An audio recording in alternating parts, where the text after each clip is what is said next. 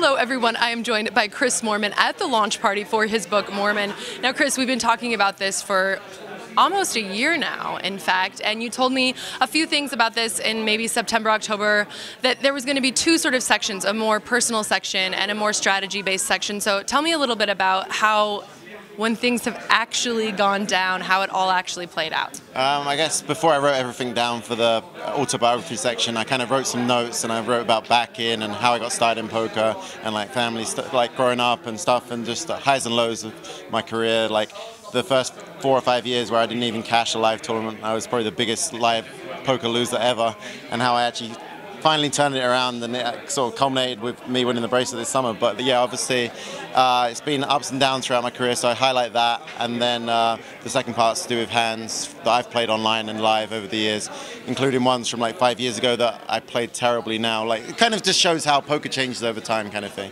And then the last section is a bunch of like the biggest name pros analyze some of my hands and give me shit about how bad I played some of the hands. Dominic was particularly harsh, I felt like. Oh, that's totally his style. Yeah, exactly. So I mean, that sounds awesome. It really covers the gamut. And this is something I wanted to ask you about additionally, because, you know, some of the other players who are mostly known to play online, Ben Sauce and Ben Tollery and some of these guys have started becoming more persistent in this live world, as have you, and now you've won a bracelet. So talk to me a little bit about, I guess, the high-stakes online poker community and its movement into the live tournament world? I guess online is kind of dying a bit now. Like back in the day, like 4 or 5 years ago, it was all about online poker. Like a lot of the online guys didn't even come out and play live poker. It just was taking too much time and just wasn't worth their effort. But now the online games are drying up a bit, and all the money is in these big tournaments and cash games live. So yeah, I guess people are focusing on that more now. Well, you've been sort of transient for years now, sometimes in London, sometimes in LA. You've been here in Vegas for a little bit, so tell me about what made you, I don't want to say settle down, but what are you doing in Vegas here now? I just kind of decided to move to Vegas just because actually I'm going to like focus less on online. I'm still going to play like the big series and travel out for them. I'm going to like maybe donate in some live cash games. Like at first I'm going to be a bit rusty. Like cash is why I first started playing when I like started playing poker.